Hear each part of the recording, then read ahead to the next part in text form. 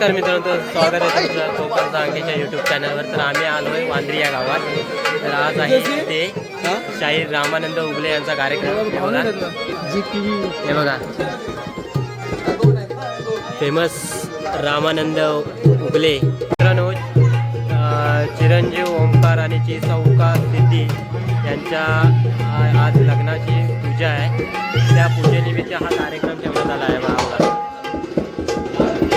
जागरण आणि गोंधळ बघूया आता थोड्याच वेळात चालू होणार आहे.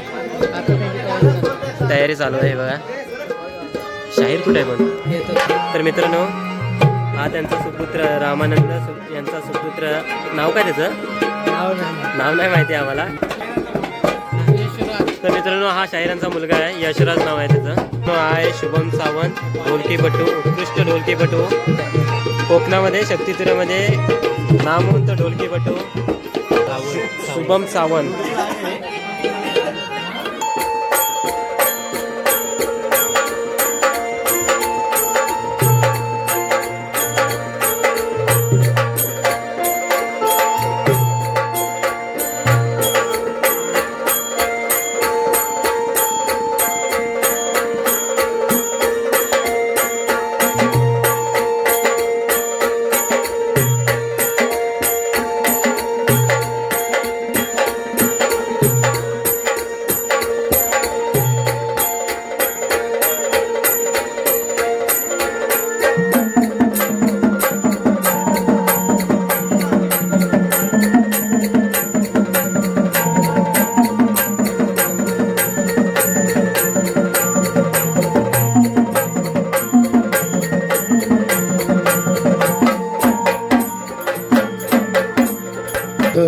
हे शाहीर रामानंद उगले यांचे वडील आहेत. हे बघा,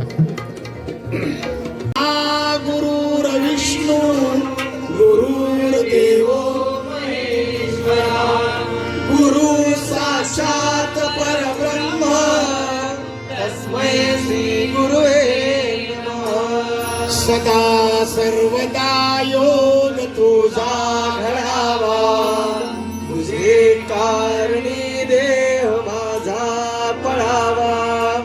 उपेक्षू नको गुणवंता अनंता, प्रभुनायका मागणे हेची हाता.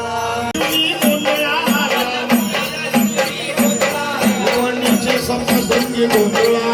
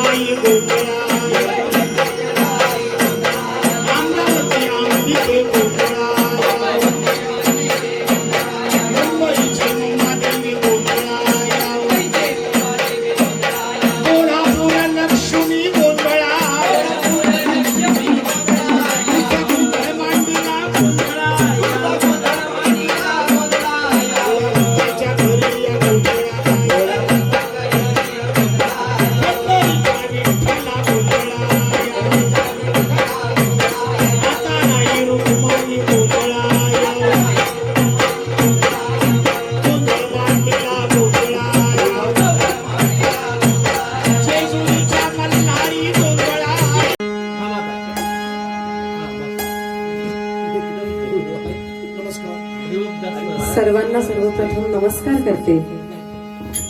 सर्व बसलेल्या माझ्या आदरणीय गुरुतुल्य मातृतुल्य मंडळींना त्यांच्या समोर नतमस्तक होते आणि मी इथे उभी आहे. खऱ्या अर्थानं बाबांनी सांगितल्याप्रमाणे आपल्या या लग्न कार्याचा गोंधळ इथे पार पडलेला आहे. गोंधळ आणि जागरण हे दोन्ही विधी इथं सुरू आहेत. त्यापैकी गोंधळाचा भाग झालेला आहे आणि जागरण अजून सुरूच आहे असं आपण समजायला काही हरकत नाही. जागरण या छोट्या अक्षराचा अर्थच सोपा आहे की जागर राहणे, आणि ते आपल्याला बऱ्यापैकी आता ह्या लोकरंजनाच्या कार्यक्रमातून आपल्याला जागर राहायचंय. देवाच्या नामस्मरणात हे जागरण आपल्याला पार पाडायचं आहे.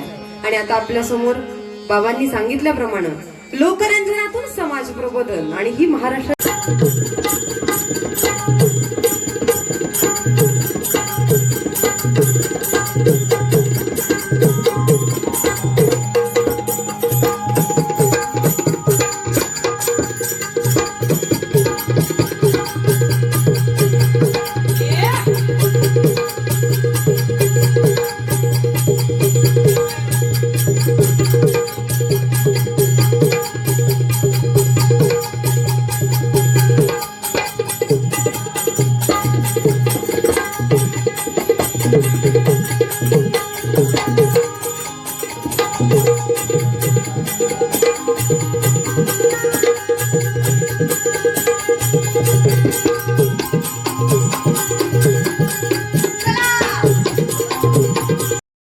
आपण गोंधळ सेवा ऐकली, आता आपल्याला शाहिरी सेवा ऐकायची येत आहे.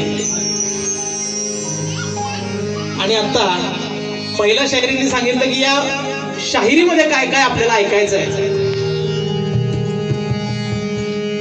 एक तासभर आम्ही सेवा सादर करण्याचा प्रयत्न करणार आहे आणि त्या तासामध्ये अनेक वेगवेगळे कला प्रकार आपल्या समोर सादर करण्याचा मी प्रयत्न करेन. पण आता या शाहिरी वाजाची सुरुवात करणार आहे ते या शाहिरी गणानं. आणि म्हणून शाहीर म्हणला की डब आणि डब म्हणला की आठवते शाहिरी. म्हणून या शाहिरी वाजात आपल्याला गण ऐकायचा आहे आणि मग पुढील वेगवेगळे कला प्रकार आपल्याला ऐकायचे. तर ऐकायचं आहे शाहिरी गण, शाहिरी गण.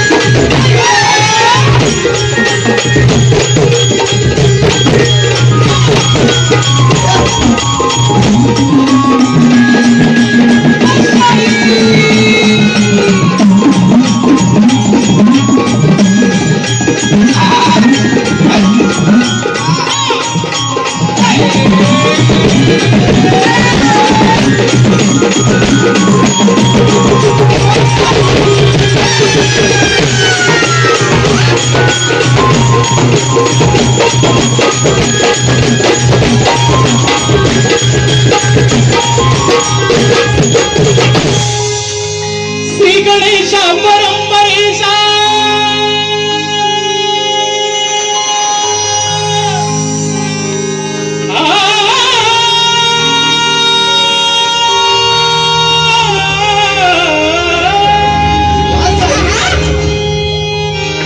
सर्व कलेचा अधिपती गणराया गणपती. त्या गणरायाला हे शाहिरी वाजत वंदन ऐकायचं. श्री गणेशा परंपरेशा शिवतनया शुभदायक करतो वंदना.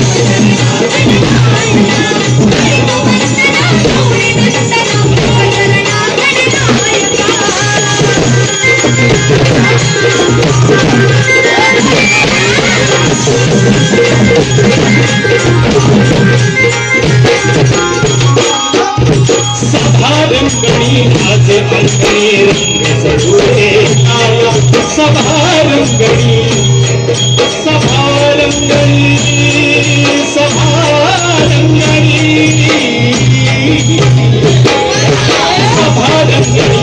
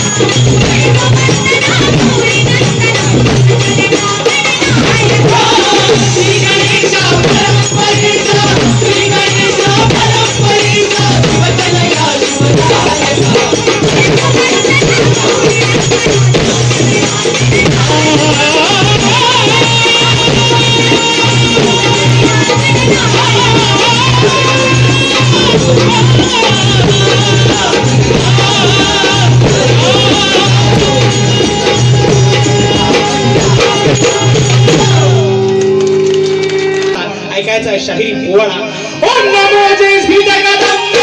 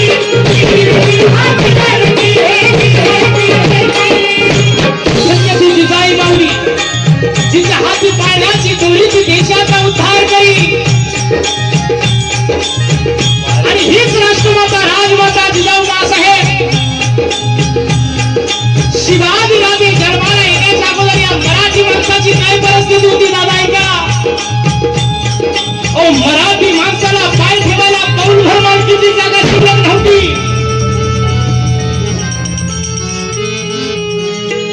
मराठी माणसाला पाय ठेवायला पौलभर मालकीची जागा शिल्लक नव्हती. आणि यातून स्वराज्य निर्माण करणं सोपं नव्हतं. पण या स्वराज्याची संकल्पना होती राष्ट्रमाता राजमाता जिजाऊ मासाहेबांची. एक जगावेगळं स्वप्न घेऊन जिजाऊ मासाहेब जगत होत्या ताई. नवऱ्यानं आणलेल्या पगारीतून साडी कशी घ्यायची, दागिना कोणचा घ्यायचा, अशा अल्पशा विचाराच्या जिजाऊ मासाहेब होत्या. म्हणून इतिहास ऐकायचा म्हटलं. एक जगावेगळं स्वप्न घेऊन जिजाऊ मासाहेब जगत होत्या. कारण त्यांना हवं होतं स्वतःच राज्य, स्वतःचा तख्त, आपला झेंडा, आपला प्रधान, आणि या राज्यावरती राज्य करणारा राजा असावा, तोही आपलाच जिजाऊ मासाहेबांचा हिंदूंच्यावर अन्याय अत्याचार वाढू लागला. भर रस्त्यात काही कापल्या जाऊ लागल्या, आया बहिणीची अब्रू लुटल्या जाऊ लागली. आणि यामुळे जिजाऊ मासाहेबांनी भवानी मातेला साकडं घातलं. हे जगदंबे, हे चंडमुंड महिषासुरमर्दिनी जगन्माते बये, अगं हिंदूंच्यावर अन्याय अत्याचार वाढू लागला. भर रस्त्यात काही कापल्या जाऊ लागल्या. हा चालू असलेला यवनाचा नंगा नाश थांबवण्यासाठी माझ्या पोटी असा भाव आहे. कसा जो असेल काळाचा काळ करतो का, हे रावणाचं राज्य संपावं आणि राम राज्याची स्थापना व्हावी यासाठी बये जगदंबे, आई दार उघड, आई दार उघड, आई दार उघड.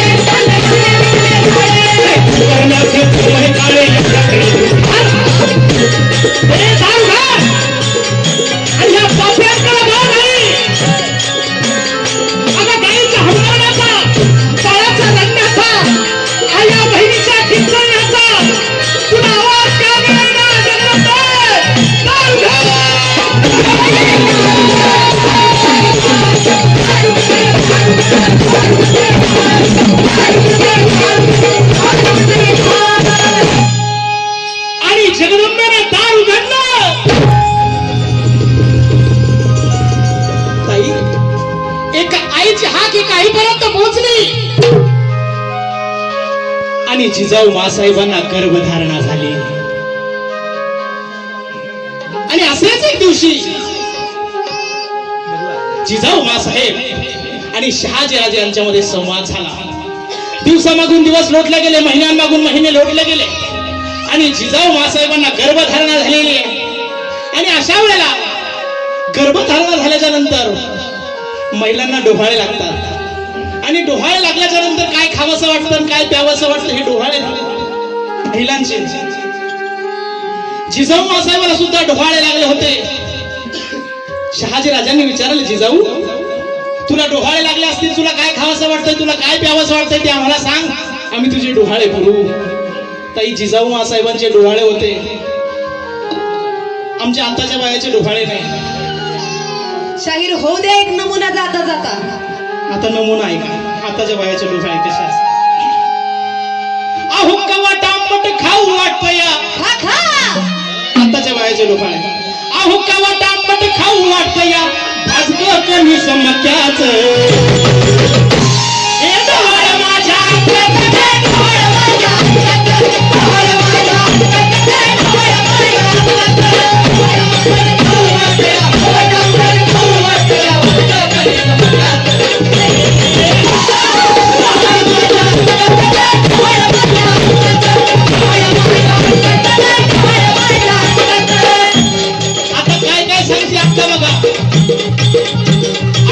कांदा भजी हो आणा मला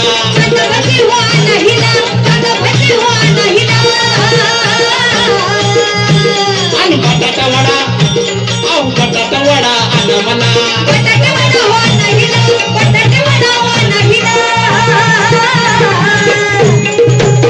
पुरुष मंडळी हसायला लागले तुम्हाला हसायला काय जातंय त्याचे डोळे होत आहेत त्यांना विचारा त्या कशा हसतायत बघा काय काय बायला भजी खावीशी वाटतात काय काय बायला बटाटा वडा खावासा वाटतोय ताई काय काय बायला ते वडापाव खावासा वाटतोय आता मी म्हणत असतो वडापाव खाऊन जर आतपाव लेकरू जन्माला आला ते स्वराज्याची स्थापना करेल गाव दादा नाहीच करणार अहो हे बरं आहे शहरातल्या बायला तर ताई बर्गर खावासा वाटतोय त्याचं नावही कसं आहे बघा बर्गर आपल्याला खाताना कसं तरी होतं ते म्हणतानाच कसं वाटत असेल बर्गर असं बर्गर खाऊन जर्जर लेकरू जन्माला आलं त्याला हातपाय काढून पोट नरसोबाची वाडी त्याला म्हणतो अशी लेकरं जन्माला आले ते स्वराज्याची स्थापना करणार नाही पण कसे असावे संस्कार हे शिकायचे आपल्याला राष्ट्रमाता जिजाऊ मासाहेबांकडून आणि म्हणून म्हटलं तुम्ही पोवाडा ऐका असे डोहाळे नसावेत आणि असले डोहाळे पुरवण्याचं काम हे नवरे मंडळी करतात तुम्ही मगाशी ऐकलं संबळामध्ये संबळ कसं करतात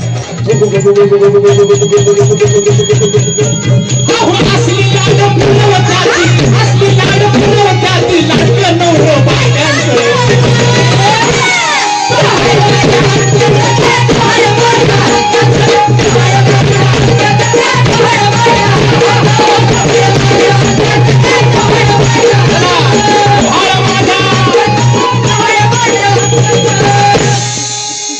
शिवाजीराजे जर जन्माला यायचे असेल तर असे डोहाळे असून चालेल का होता सगळ्यांनी बोला जरा जोरात बोला असे डोहाळे असल्यावर शिवाजीराजे जन्माला येणार नाही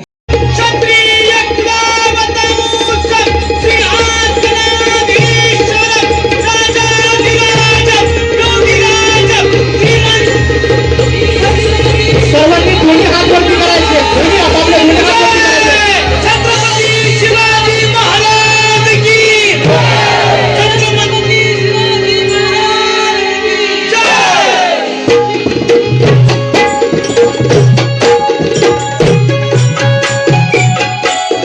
जन्मल बाळ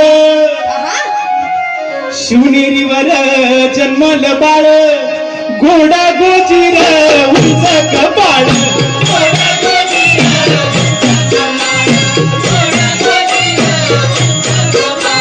स्वराज्य सुखाची झाली सकाळ स्वराज्य सुखाची झाली सकाळ आनंदाचा किल्ल्यावर कल्लोळ तुम्हाला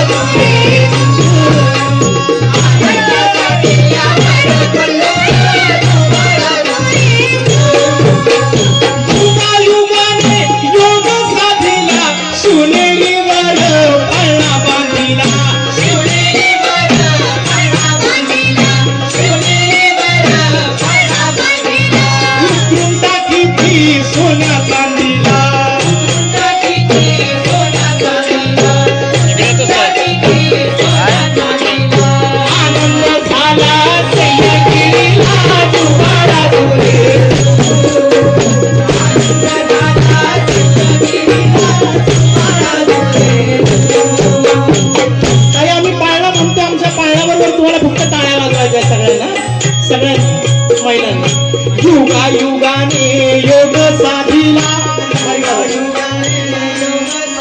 तुम्ही बारीक वाजवा टाळी बरोबर आपण पाळणा म्हणा युगाने योग साधिला शिवनेरीवर पाळणा बांधिला उतरून टाकी सोन्या चांदीला आनंद झाला सह्यागिरीला जुवाळा जुरे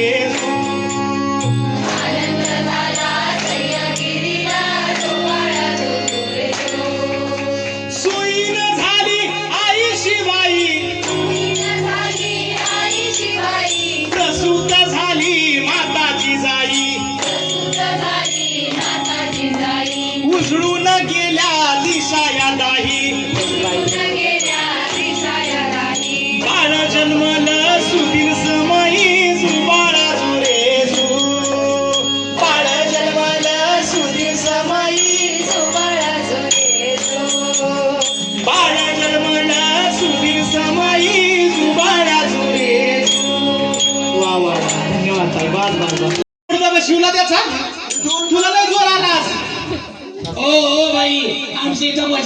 चाललं तुम्ही कोणाला शिव्या देत आल्या तुमचं भजन कीर्तन तिकडे मंदिरात नेऊन घाला ते. अरे बापरे.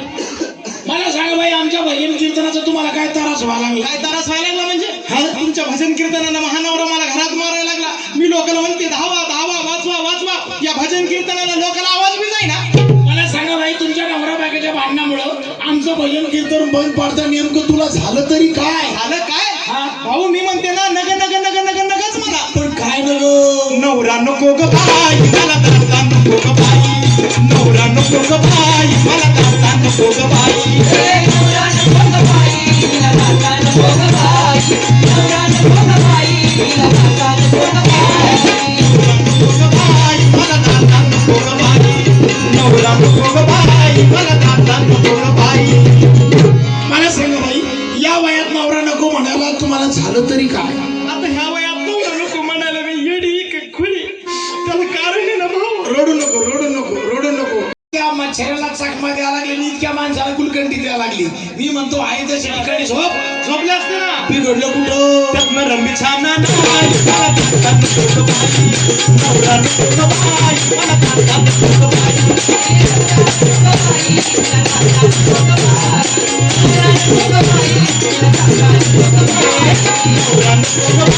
मला दाता नको ग बाई. नवरा नको ग बाई मला दाता नको ग बाई. अहो मला सांगा बाई संसार दुःखमुळं चौकडून इंगळ विश्रांती नाही कोठे रात्रंदिवस तळमळ. संसारमध्ये सुख दुःख येत असतात. मी काय म्हणतो मग बाई गोड बोलून गोड संसार करून घ्या. तुमच्या संसारात काही कमी पडणार नाही. नाही ग बरं भाऊ नाही तुम्ही बोलले ते सगळं माझ्या ध्यानात आलं. आहे का नाही? एका जनार्दनी समरस झाले बरोबर आहे. सद्गुरुला शरण शरण गेली की सगळे मरण बाद होतात बाई. हो. हो पण शरण जा एकमेकाला. मी काय म्हणतो म्हणून माझं सगळं तसंच केलं मी. आता मग काय करा बाई तुम्ही नवऱ्याची गोड बोलून गोड संसार करून घ्या. आणि गेलं ते असली नकली विकतैर कशाच खरं खोटं विकतैर. गेलं ते असली नकली विकतैर.